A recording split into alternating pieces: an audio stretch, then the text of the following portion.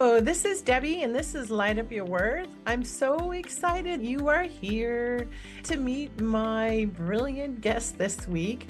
Julie Ulstrup is a transformational consultant, coach, renowned speaker, and often requested podcast guest. Julie is known for her captivating talks and insightful conversation. With an impressive background as a successful entrepreneur, international award-winning leader, and an accomplished photographer, she brings a unique blend of expertise and inspiration to her work. Having delivered a compelling TED Talk that resonated with audiences worldwide, Julie has proven her ability to ignite transformation and provoke thoughts, leaving an inedible impact on those who've had the privilege to work with her. Welcome, Julie. Thanks, Debbie. I'm delighted to be here and share. Yeah, I'm super excited when you're a podcast host. You're trying to find somebody not only that your guests will like, but who you resonate with, because that's the most important thing, this actual connection. And Absolutely. it's so important no matter where we are in life. When I watched your YouTube video, the talk was powerful and resonated with me and what transformation can really look like. We hear the word transformation, but I'm curious about what people think of transformation, because sometimes we're comfortable. We might want to change one thing, but we don't want to transform necessarily our whole life. That just sounds a little scary and overwhelming. It does sound scary and overwhelming. I have a really good life. And yet, I also believe that to reach my highest potential, that every day, if I come into my day and plan my day and live my day in a way that I can be at least 1% better than the day before, and whether that's what I think, what I feel, or how I act, Mhm. then it's great. And so it can be a massive change. It can be a big earthquake and a rumble and that, but it also can be 1% better than the day before. Mhm. That's the way I look at it. I equate that as one small little thing, doing something different. One Yes. thing. James Clear in Atomic Habits Mhm. talks about changing or adding one thing into your day. Every day you brush your teeth, and maybe you tape an affirmation on your mirror and say it in your head while you're brushing your teeth. Mhm. That can be your 1% uplift for the day. It doesn't have to be monumental. I have a money mantra since I focus frequently on money consciousness. I've infused with energetic healing to go into the subconscious for beliefs Yes. around money, abundance. I use that every week and it changes. It rotates every week. Even though it's different, it's the same, Yes. Yeah. knowing that it really is helping. But so I like that example of that book. It's a really good book. It was on the bestseller list. One of the things that I was really curious, because I think that it will resonate with people, is that at this point in our lives, our seasons of lives, which is most of the listener base with Light Up Your Worth, is that travel is really powerful for transformation, to get you out of your comfort zone, to try something new. And you had shared that you've done something that's on my list, which is you walk the Camino de Santiago. Had a life-changing experience. I'm excited to hear about that, especially as a transformational coach and consultant. And delighted to share this with you, Debbie. The Camino de Santiago is an ancient pilgrimage, specifically the Camino Frances from the French border to Compostela de Santiago. I started at the French border in Saint-Jean-Pied-de-Port, and I walked to Compostela de Santiago. And there were some things that changed along the way, and I am happy to share as much or as little as you want. And it was an experience for me that was life-changing. And I didn't know what I didn't know when I started, which is part of the beauty of travel and why travel can be so transformational. There is, of course, the physical journey, but there's also the internal journey. What changes in us? And what Mhm. does that look like? What does it look like on the inside, our internal landscape? What does it look like on the external landscape? Mhm. Well, Yeah. I know some people are like, okay, let's get some technical stuff, right? That first pops Okay. into our logical brain and move Okay. down into all the soul changing. Those women, we're planners. We want to know some of the basics, right? If I understand it, the journey you took is the longest part when you start from France and go through Spain. The Compostela de Santiago is the place in Compostela de Santiago. It's in Galicia, in the northwest part of Spain. And yes, I started in France. However, the Camino is called the Way of the Stars. And Hmm. what you mentioned before, the internal and the internal work, the stories and the transformation that I had on the Camino de Santiago, it's like the stars in the sky. It is brilliant, and there are so many stories. I have a lifetime of stories from those 3 weeks. But to get to the nitty and the gritty, so the Camino is all over Europe, and all roads literally lead to the Compostela de Santiago, the Way of the Hmm. Stars. There's the Way of the Heart, an ancient pilgrimage to Rome, and the Way of the Cross that is all over Europe that leads to Jerusalem. Oh, I Yeah, did so not know that. there are many pilgrimages across Mm-hmm. Europe. And as Americans, I feel like in the last, 10 or 15 years, we've heard about the Camino de Santiago because there was the movie The Way that Charlie Sheen was in. No, the dad. Anyway, yeah, so we've heard about that from Saint Jean Pied de Port. I'm giving a very long answer. From Saint Jean Pied de Port to Compostela de Santiago is about 500 miles. I lived in Spain for 5 months studying Spanish language and culture. At the time, I was an educator. I was a school counselor. I worked in a high school. And I really wanted to learn Spanish language and culture. I worked in a school that had a large Spanish speaking population. And I thought this is really going to help me help and support them. I lived with a family in my 40s and I thought, this is going to be great. I lived with a family, I went to school, and everybody else was in college. So they were from all over the world, which was great. I had so much learning and transformation. The last 3 weeks, I decided to walk the Camino de Santiago. I had done some study back in Colorado, where I live now, let me audit classes. And I first Mm. heard about the Camino de Santiago. And I was like, oh, this sounds interesting. I think I might want to try it. That's how it evolved. My American brain, a lot changed while I was living in Spain. But at the time, I was training for and running marathons and half marathons. I thought, I can walk 40 kilometers, 26.2 miles a day, because I've run 10 marathons. I'll be able to do that. You're laughing, of Yeah. course, because that was ridiculous. I laugh because I've walked marathons. I used to walk in the Avon breast cancer for Mhm. 2 days, a marathon and a half. Running and walking are different. Yeah, it's a lot. And in my mind, the Hmm. fact that I was going to walk the 0.2 miles a day for 21 days, now I'm like, that's ridiculous. After the first few days, starting where I started, the very first day, I walked over the Pyrenees, which are mountains, the mountains on the Spanish-French border. Yeah, I'm not going to be walking 40 kilometers a day. So, like on the second or third day, I decided, okay, I'm going to change this up. Wasn't sure exactly what that was going to look like or how I was going to do it, but I did change it. I still had a ticket from Compostela to Santiago and Madrid to Colorado. Those are the logistics. Oh yeah, that's far. It is really far. You're right.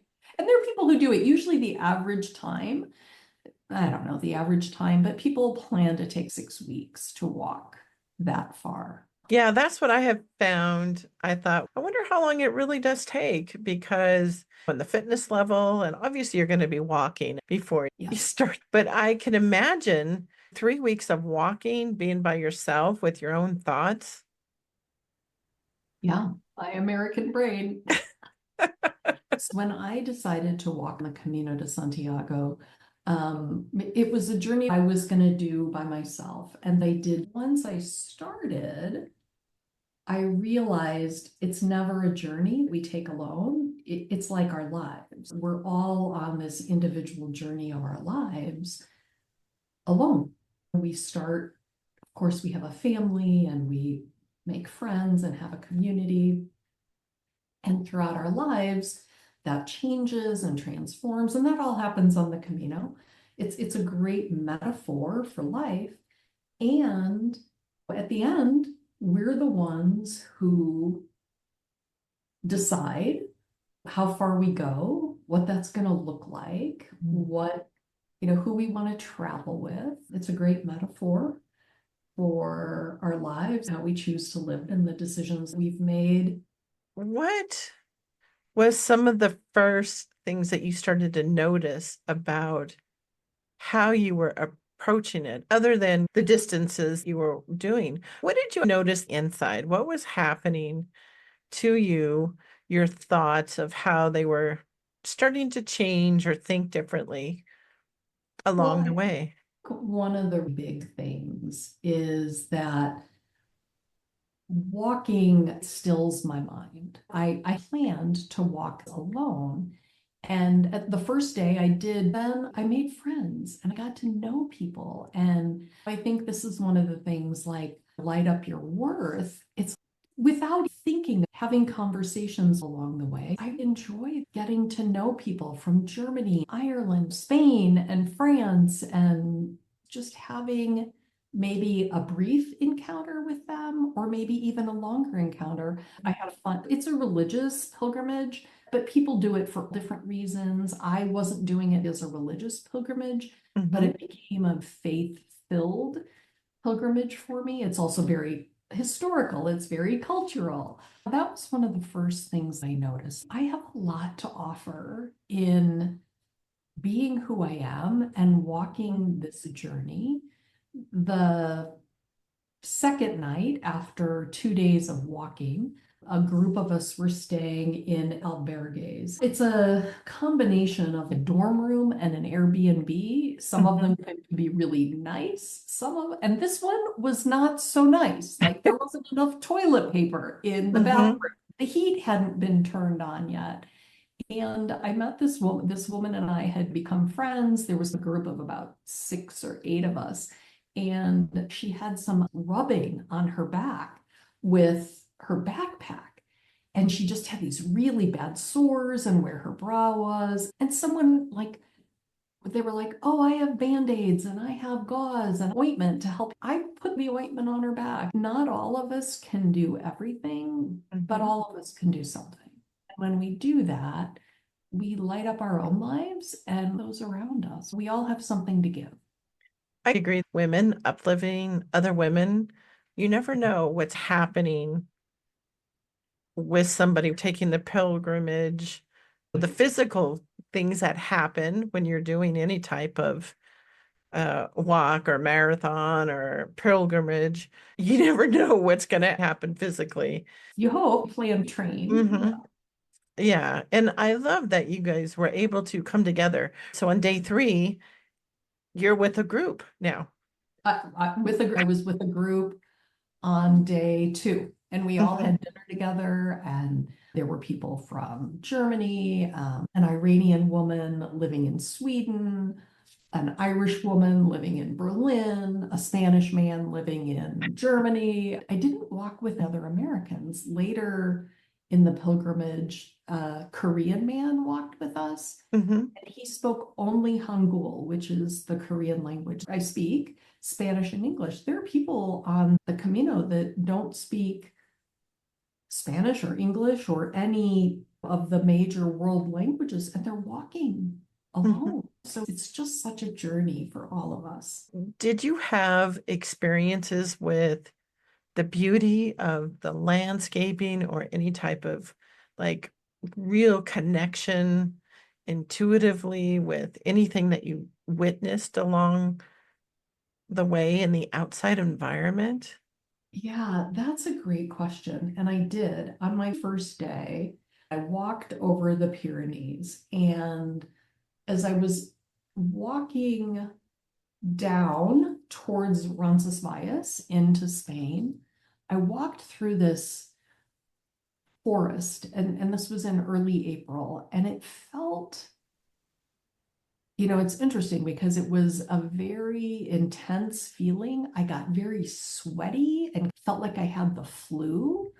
It was almost like it was an area that there were witches in the woods. And that's the only way I can describe it. Mm-hmm. And I don't to this day know what that was, but it was a very intense feeling of, I knew I was safe. I wasn't concerned about that, but it was like, there's something here that I need to move through. Mm-hmm. I need to get through this part of that was hard. Yeah. And What's so fascinating about that is that's the route. Sounds like that part of the route walking over the Pyrenees into Spain. Mhm, That's where French resistance during World War II. mhm. Actually, that's how they got out airmen who had landed there, others who needed to get out, like the Jews, to get them out. They walked those mountains. Yes, they did. Napoleon, Roland, and pilgrims have walked the Camino de Santiago for millennia, Hmm. literally. The Knights Templar used to assist people along the way. It's got a very rich history. And Hmm. to your point, it's also been used during times of war. Very fascinating. I'm sure there were witches in those forests. Maybe they're there watching over the forest. I Yeah. believe witches are good people. They get a bad rap. Powerful. You felt something you couldn't see. I've had many guests on Light Up Your Worth, intuitives and spiritual healers. We feel things, may not quite understand Yeah, and connect parts of us when we go on these type of different travel, basically. Parts and exactly. pieces of us everywhere. Absolutely. I had another experience one night. These albergues, it could be anything. The first one in Roncesvalles, an old monastery, beautifully renovated, clean. Then, like I said, the next night I was in this like bunk room that was cold and didn't have toilet paper in the bath. But there was another night, another thing I realized is people around the world have, we think, okay, we share this common thing, but it can be very different. We stayed in a convent, and I don't know a lot of people. I don't even know if I know anybody who's a nun. I did meet a nun on the Camino, and I met a lot when I lived in Spain, but I don't have people in my family who were religious members of things like that. Oh, and she was just talking about, oh, yeah, whenever you go into a convent, it's chaotic, and you go to a monastery and it's really peaceful. And so we stayed in this convent, a converted convent, or there was a bunk room. And I had wild dreams that night. Mary came to me and it was super intense. There were definitely some Yeah. Do you remember more of your dreams other than Mary coming? I have them written in a journal, and I'm starting to share those stories on my Hmm. YouTube channel. Yeah, that is really powerful that you were able to connect with Mary, Mother Mary of all people, to Yeah, come to you in a dream. yeah, it was remarkable. This is a pilgrimage people have been walking for thousands of years. Hmm. There's a lot of energy. It also is under the ley lines of the Milky Way. The Milky Way is right overhead. There's some energetic pieces of things that happen because of that. Shirley MacLaine wrote a powerful book about her experience on the Camino de Santiago. And Paulo Coelho, who wrote The Alchemist, Hmm. he used to have another job before he walked on the Camino de Santiago. And then he wrote The Alchemist and has been a writer ever since then. Stories of transformation on the Camino are many. Shirley MacLaine was running away from paparazzi. I've been watching a lot of Shirley MacLaine movies lately. Yeah, read the book, The Camino. Yeah, I think I started one book with her a very long time ago, but I'll have to take a look at that again because after now watching her in all Yeah. these movies and really having a different sense of appreciation of where she was and how much she did in her career. I loved that she spoke out about her own, she was calling them psychics type of activities, just that whole other part of ourselves that we all have. And Right. I love that she used the Camino uh, to write a book about it. What was your biggest transformation? I share in my TED Talk a very specific experience that happened in Mhm. a church. And as a result of that, made me realize there's no reason to play small. We're all meant to shine. When we let our light shine, we give others permission to do the same. And I would say that's something that I've always known. I worked as a school counselor. That was like my job. And yet I had forgotten that for myself, it's powerful to shine. And it's what we're here to do. Mhm. I agree with that wholeheartedly, right? Light up your worth is obvious. I think it's not a big jump for people to see that I would believe in that, right? But have you found in your work as a coach and a consultant that women over a certain age are resigned that they've missed the opportunity? Oh, I'm too old. I don't have enough money. My family's going to think I'm crazy. That's selfish. Yet they feel drawn to do some work and have that come out. I feel like there is doubt in women of all ages. And I think that sometimes women over 30, 40, 50, 60, we can choose to make excuses about being too much, not enough. There are these two sides of the same coin, right? Oh, Mhm. I'm too rich, too poor, too tall, too short, too fat, too thin. When I worked as a photographer, every woman, and I still work as a photographer as part of my coaching and branding, Mhm. and I've really expanded that. But women would have excuses for why they hate to be photographed, like they're the physical parts of themselves. But yes, they're women sometimes choose to deny ourselves. And I think that is a tragedy of who we are.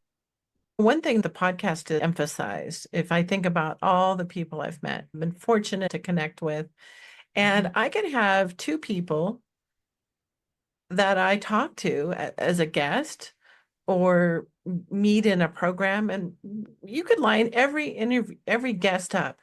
And if they all were doing the exact same thing, they all have very unique gifts about them and incorporating who they are.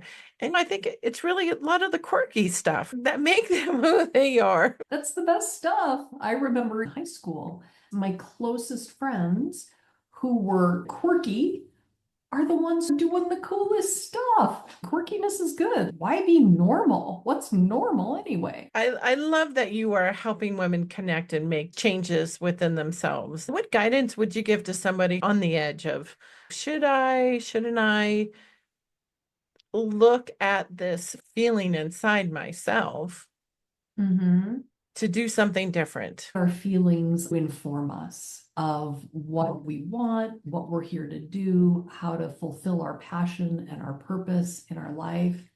And I think that if you're feeling a feeling of something that you want, I think that's one thing, Debbie, is a lot of times women are like, what do you want? I don't know. They don't Mhm. know.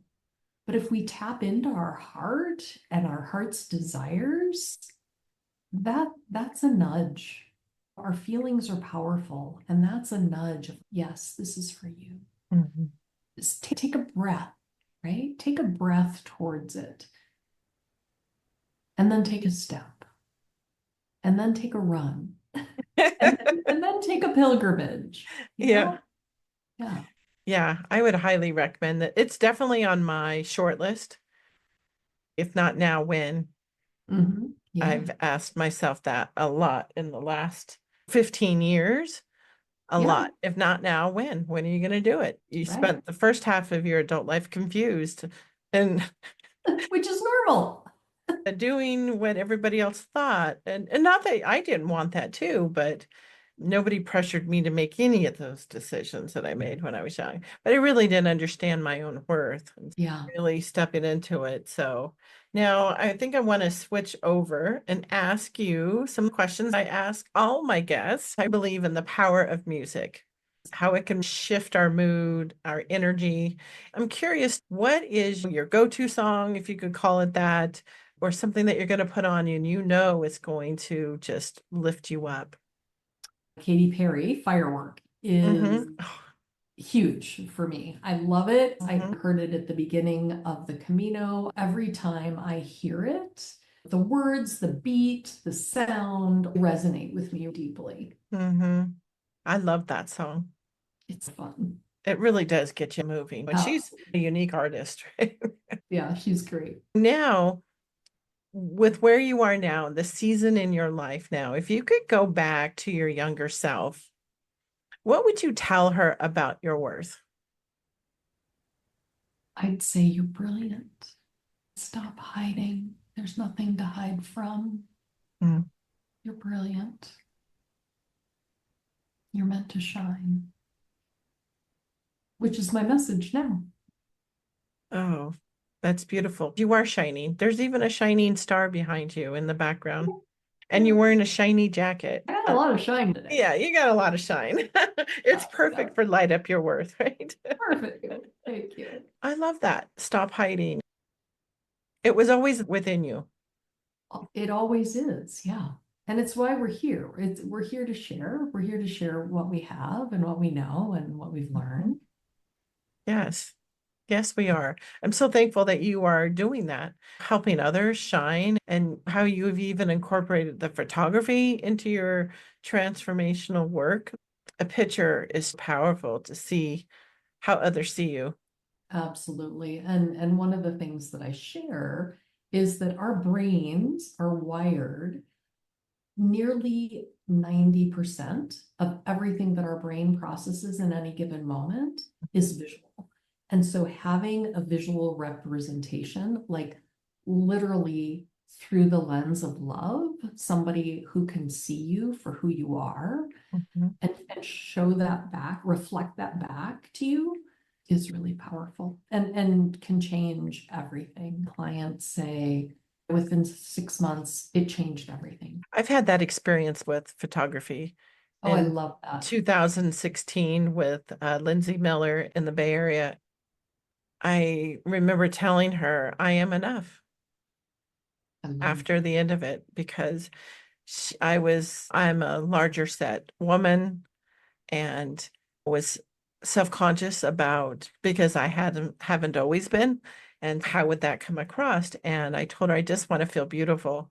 And when that. I saw those pictures, I was blown away.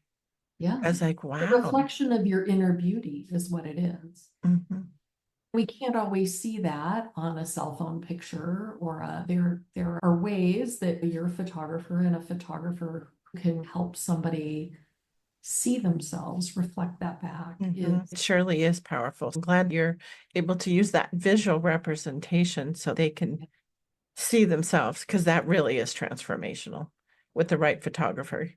It's Yeah. an art. So now, Julie, how can listeners reach you? You can watch my YouTube channel, Julie Mhm. Ulstrup.